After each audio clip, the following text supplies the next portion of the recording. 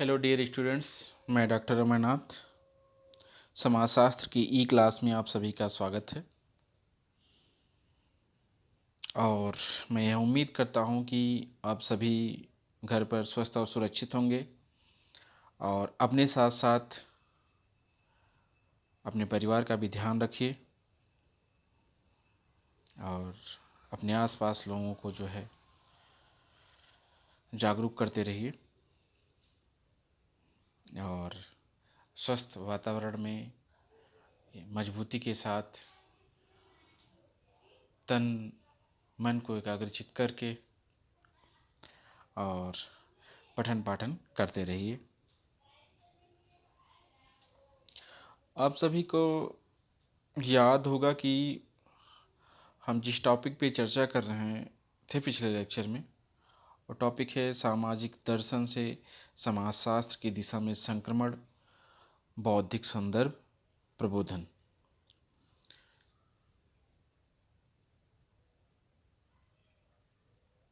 इसको समझने के लिए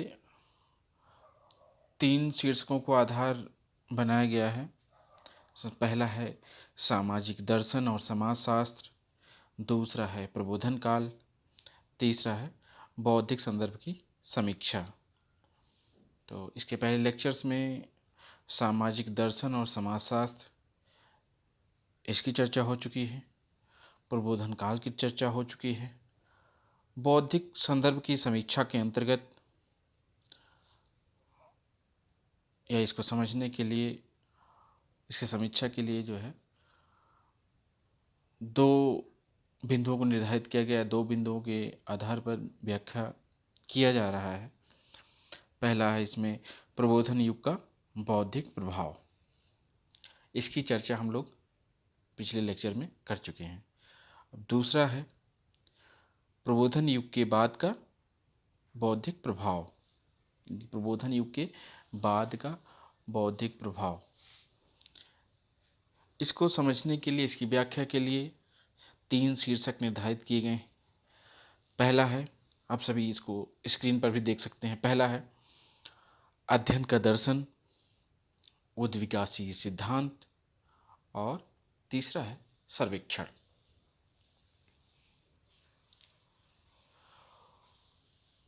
प्रबोधन युग के बाद के सामाजिक विचारकों एवं चिंतकों या विद्वानों ने बौद्धिक अवधारणाओं से संबंधित आगे कुछ और भी साहित्य प्रदान किए। इस साहित्य का प्रभाव यूरोप में समाजशास्त्र के उद्भव या प्रादुर्भाव पर पड़ा और जिसे हम 3 मुख्य शीर्षकों के अंतर्गत विश्लेषित कर सकते हैं। और हमने पहले बताया, पहला है अध्ययन का दर्शन, दूसरा उद्विकासीय सिद्धांत, तीसरा सर्वेक्षण। आइए देखते हैं कि अध्ययन का दर्शन क्या है, इसमें क्या व्याख्या की जा सकती है या इसकी क्या भूमिका रही है समाजशास्त्र के उद्भव में। अध्ययन का दर्शन 19वीं शताब्दी का काल जीव वैज्ञानिक प्रभुत्व का काल कहा जा सकता है। इस काल के अध्ययन का दर्शन मुख्य रूप से इस मान्यता पर आधारित रहा है कि समाज सरल अवस्था से जटिल अवस्था में परिवर्तित होता है और यह चरणबद्ध तरीके से होता है। समाजशास्त्रियों ने भी इन मौलिक और वैज्ञानिक अवधारणाओं को अपनाया और समाजशास्त्र में समाज, संस्कृति और इसके विभिन्न अंगों के उद्विकासीय प्रारूप विकसित किए। यानी कि जो जीव विज्ञान का, जीव या हम कह रहे हैं कि जीव वैज्ञानिक प्रभुत्व का काल था, उस समय जो विभिन्न प्रकार के वैज्ञानिक सिद्धांत अपनाए जा रहे थे, उसके आधार पर जो यह बात की गई कि समाज सरल अवस्था से जटिल अवस्था में परिवर्तित होता है और यह क्रमबद्ध या चरणबद्ध तरीके से होता है। तो इस जीव वैज्ञानिक सिद्धांतों या वैज्ञानिकता को समाजशास्त्रियों ने भी अपनी अवधारणाओं में इसका इस्तेमाल किया। और ये भी हमने बताया कि समाज, संस्कृति और इसके जो विभिन्न भाग हैं, इसका उद्विकास कैसे हुआ, इसके प्रारूप को विकसित किया। और यहाँ पे बाटामोर ने भी इसके बारे में कुछ कहा है। बाटामोर ने कहा कि सामाजिक विचारकों ने समाज के मात्र सांस्कृतिक, आर्थिक एवं राजनैतिक पक्षों का ही अध्ययन नहीं किया जैसा कि पूर्व के विचारक करते आए थे, बल्कि समाज को एक संपूर्ण इकाई मानकर अध्ययन करने पर जोर दिया है। इस जैविकी उद्विकासी नवीन अवधारणा का प्रयोग अनेक समाजशास्त्रियों ने अपने अध्ययनों में किया है। और हम इन समाजशास्त्रियों में प्रमुख रूप से Comte, Herbert Spencer, Immanuel Durkheim, Karl Marx, Veblen, Tylor, Morgan, Pareto और स्पेंगलर आदि को इसके अंतर्गत रख सकते हैं। इन सभी ने इन जैविकी उद्विकासी अवधारणा को अपने अपने अध्ययन में अपनाया था, इसका इस्तेमाल किया। इसके आधार पर ही समाज का या उसके विभिन्न अंगों का, संस्कृति को समझने की कोशिश की। अब ये हो गया पहला अध्ययन का दर्शन। दूसरा है उद्विकासीय सिद्धांत। तो देखते हैं कि उद्विकासीय सिद्धांत में क्या है। प्रबोधन काल के बाद के दार्शनिकों और विचारकों ने उद्विकास के सिद्धांत प्रतिपादित किए। उन्होंने विभिन्न क्षेत्रों में उद्विकास का क्रम सरल से जटिल एवं निर्धारित चरणों में बताया। इस विचारधारा का प्रभाव समाजशास्त्र पर पड़ा, जिसके परिणाम स्वरूप समाजशास्त्र में भी समाज, परिवार, विवाह एवं विभिन्न संस्थाओं का अध्ययन उद्विकासीय दृष्टिकोण से किया जाने लगा। यानी जो उद्विकासीय सिद्धांत थे उसका इस्तेमाल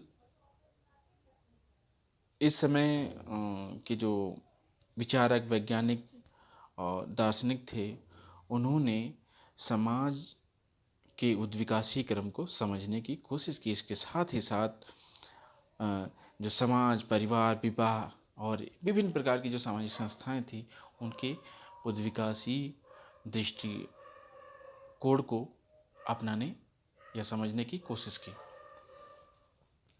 समाजशास्त्रियों ने जीव विज्ञान की तरह समाज को जीव के समान माना। समाज का विकास सरल से जटिल, न्यून निपुणता से पूर्ण निपुणता, न्यून श्रम विभाजन से अधिकतम श्रम विभाजन के रूप में वर्णित किया। यानी कि जो समाजशास्त्री उस समय के थे, उन्होंने क्या किया को जो यानी कि जीव विज्ञान की तरह, यानी कि जिस तरह से एक जीव की संरचना होती है, जिन नियमों से वह संचालित होता है, उसी के समान समाज को भी समझा और उसी के आधार पर ही समाज किन निश्चित नियमों से संचालित होता है, उन नियमों को समझने की कोशिश की और उसके उद्विकास और उसके विकास को समझने की कोशिश की कि एक जिस तरह से एक जीव का विकास होता है, उसका उसकी उसके जो जो जिन निश्चित नियमों पे संचालित होता है, विकसित होता है, उसी की तरह ही समाज किस रूप में विकसित होता है, किस रूप में परिवर्तित होता है, किस रूप में किन नियमों से संचालित होता है, इसको समझने की कोशिश की। और इस जो उद्विकासी सिद्धांत को अपनाने वालों में, इसका समर्थन करने वाले में प्रमुख जो विचारक हैं वो हैं हर्बर्ट स्पेंसर और इमानुएल दुर्खीम। अब तीसरा है, जो दो हो गया, यानी कि पहला था अध्ययन का दर्शन, दूसरा उद्विकासी सिद्धांत को भी बताया हमने कि समाजशास्त्र के विकास में, उद्भव में इसकी क्या भूमिका थी। अब तीसरा है सर्वेक्षण। अब देखते हैं कि प्रबोधन युग के बाद की जो ये एक बौद्धिक हम कह सकते हैं कि एक बिंदु है, एक शीर्षक है, या एक वैज्ञानिक पद्धति है सर्वेक्षण, इसकी क्या भूमिका रही है समाजशास्त्र के उद्भव और विकास में। तो सर्वेक्षण, इसको समझते हैं। प्रबोधन युग के पश्चात सामाजिक विज्ञानों में अध्ययन की अनेक विधियों का प्रयोग होता था। इस काल में यह भी विश्वास पैदा हुआ कि प्राकृतिक विज्ञानों की विधियों का प्रयोग सामाजिक विज्ञानों के अध्ययन क्षेत्र में भी किया जा सकता है। यानी कि जो उस समय प्रबोधन युग के पश्चात, यानी सामाजिक विज्ञानों की जो अध्ययन की अनेक विधियों का प्रयोग होता था, इस काल में ऐसा लोगों में विश्वास पैदा हुआ या उधर ध्यान गया कि जो प्राकृतिक विज्ञान है, जिन पद्धतियों का इस्तेमाल इसके अध्ययन में, जिन विधियों का इस्तेमाल इन प्राकृतिक विज्ञानों के अध्ययन में किया जाता है, इसका इस्तेमाल सामाजिक विज्ञानों के अध्ययन में भी किया जा सकता है। यानी कि जो समाज विज्ञान के या सामाजिक विज्ञान के जो विषय क्षेत्र हैं, उसके अध्ययन के लिए भी, उसके विषय वस्तु के अध्ययन के लिए भी इन प्राकृतिक विज्ञानों की विधियों का प्रयोग किया जा सकता है, ऐसा माना गया।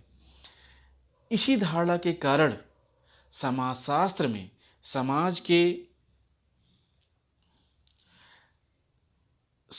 के अध्ययन के लिए सामाजिक सर्वेक्षण का प्रयोग किया जाने लगा।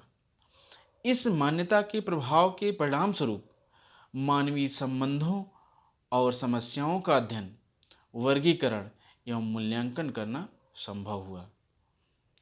यानी कि सर्वेक्षण को जब अपनाया जाने लगा, इसके परिणाम स्वरूप हुआ क्या कि जो मानवीय संबंध और समस्याओं का अध्ययन, वर्गीकरण और इसका मूल्यांकन करना संभव हो गया, क्योंकि सर्वेक्षण विधि को अपनाया गया। समाजशास्त्र में प्राकृतिक विज्ञानों की विधि सर्वेक्षण का प्रयोग इस कारण से भी किया जाने लगा कि समाज वैज्ञानिक गरीबी की समस्या के प्रति उस समय चिंतित थे। उन्होंने यह उचित समझा कि सामाजिक सर्वेक्षण द्वारा गरीबी के विभिन्न पक्षों का अध्ययन किया जाए और उसमें सुधार करने के उपाय खोजे जाए।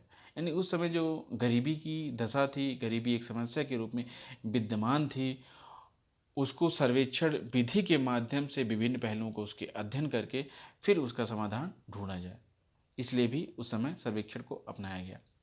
आगे चलकर सामाजिक समस्याओं के समाजशास्त्रीय शोध में सामाजिक सर्वेक्षण एक महत्वपूर्ण अध्ययन विधि बन गई या मानी गई। इसलिए निष्कर्ष रूप में कहा जा सकता है कि प्रबोधन पश्चात काल में समाजशास्त्र के उद्भव एवं विकास की पृष्ठभूमि काफ़ी प्रभावी रही है। यानी कि प्रबोधन युग के बाद की जो बौद्धिक दशाएं रही हैं, जो उसकी मान्यताएं रही हैं, समाजशास्त्र के उद्भव एवं विकास की पृष्ठभूमि में यह काफ़ी प्रभावी साबित हुई।